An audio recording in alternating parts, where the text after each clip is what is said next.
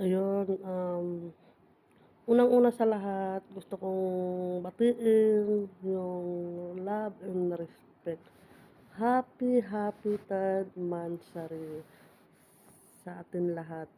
Um, Kay owner, maraming salamat sa'yo owner kasi hindi kami mapupunta dito kung wala ka. Wala kami kung wala ka, oo, ayun. Ayun, at sa mga kapatiran ko, happy monthsary sa'tin lahat. Love, love lang. No hate. Ayun, sa mga ano naman, sa mga ayaw sa akin at yung sumama ng loob sa akin, sorry kung napagsabihan ko kayo.